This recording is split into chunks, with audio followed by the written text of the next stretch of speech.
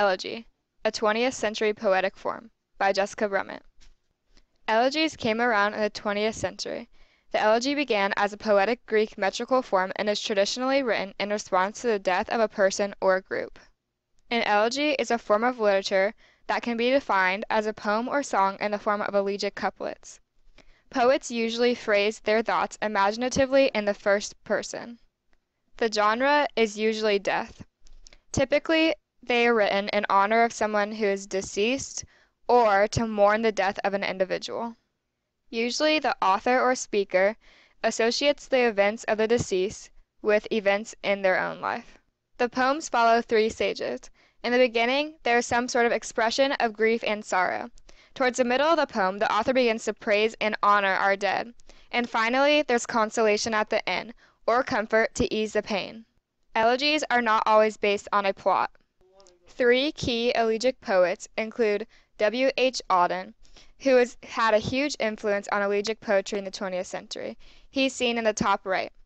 Paul Celan, as seen in the middle, who wrote Fugue of Death, written for the victims of the Holocaust, and Seamus Heaney, who is widely recognized as one of the major poets in the 20th century. His most famous poem is titled Digging, about his dying father. He is seen in the bottom right.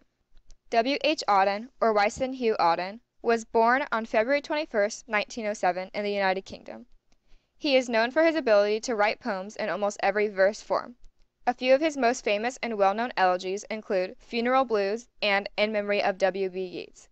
In his time, he wrote many elegies about inspirational and famous people that passed away. For an example, his poem titled In Memory of W. B. Yeats was written soon after one of the most famous poets in the 20th century passed away. He also wrote a poem titled Elegy for JFK soon after JFK passed away. Stop all the clocks, cut off the telephone, prevent the dog from barking with a juicy bone. Silence the pianos, and with muffled drum, bring out the coffin, let the mourners come. Let aeroplanes circle moaning overhead, scribbling on the sky the message, he is dead. Put crepe bows round the white necks of the public doves. Let the traffic policemen wear black cotton gloves.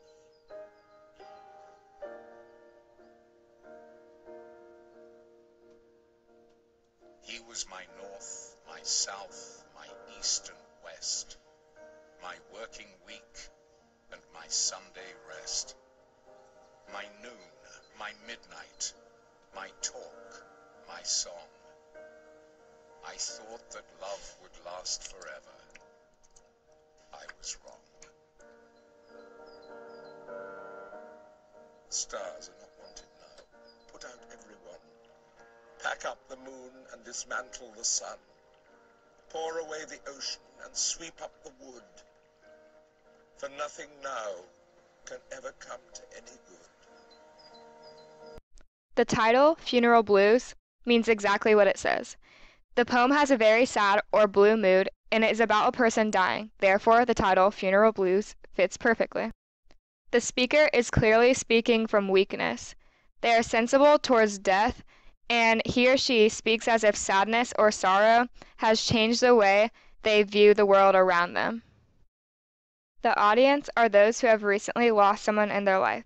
The poem is directed towards people who can relate to the pain of losing someone who is close and dear to their heart.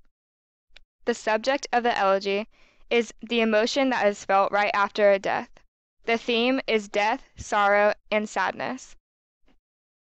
The author uses silence and darkness to symbolize the feeling of sorrow. For example, he says, "Silence the piano," or "The stars are not wanted now. Put everyone out. Pack up the moon and dismantle the sun." In these quotes, he describes the world as being silent and dark, to put a picture in the audience's mind of what the speaker's sadness looks like. The pattern of this elegy is AABB.